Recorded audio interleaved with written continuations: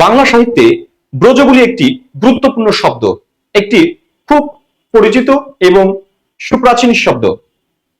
এই ব্রজবুলি শব্দের যদি ব্রজ শব্দের অর্থ বলি, ব্রজ শব্দের অর্থ হলো মথুরা, বুলির কথা, মথুরার কথা, অর্থাৎ ব্রজ অঞ্চলের রাধা এবং কৃষ্ণের যে লীলা সংক্রান্ত কথা আছে সেই কাব্যিক কথাগুলোকে ব্রজবুলি বলে কেউ কেউ মনে করেন। এরপরে আসে ব্রজবুলি মধ্যযুগীয় বাংলা সাহিত্যের একটি কৃত্রিম কাব্য ভাষা বা মিশ্র উপভাষা। তাহলে ব্রজবুলি কি? ব্রজবুলি হচ্ছে কৃত্রিম কাব্য ভাষা বা মিশ্র উপভাষা, পরীক্ষা আসে। এরপরে যে তথ্যটি আছে দেখেন, মিথিলার কবি বিদ্যাপতি প্রথম এই ভাষা ব্যবহার করেন। কে ব্যবহার করেন? মিথিলার কবি বিদ্যাপতি, এবং এই ব্রজবুলি ভাষার জনক হচ্ছেন বিদ্যাপতি। ওকে, রাধা কৃষ্ণের ব্রজলীলা বিষয়ক পদ রচনার জন্য এটি ব্যবহৃত হতো বলে একে ব্রজবুলি বলা হয়।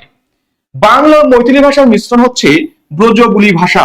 বাংলা ও মৈথিলি ভাষার মিশ্রণ ব্রজবুলি ভাষা। আর এই মৈথিলি ভাষার কবি হচ্ছে কবি বিদ্যাপতি। এরপরে আসেন, ব্রজবুলি ভাষার জনক কি? জনক বিদ্যাপতি। খুবই গুরুত্বপূর্ণ তথ্য, এটি অনেকবার পরীক্ষায় এসেছে।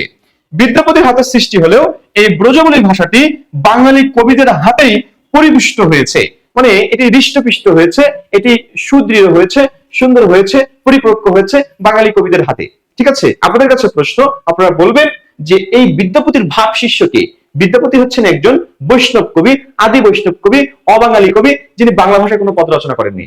ঠিক আছে, আপনাদের কাছে প্রশ্ন, বিদ্যাপতির ভাব শিষ্যকে কমেন্টে জানাবেন। ধন্যবাদ সবাইকে।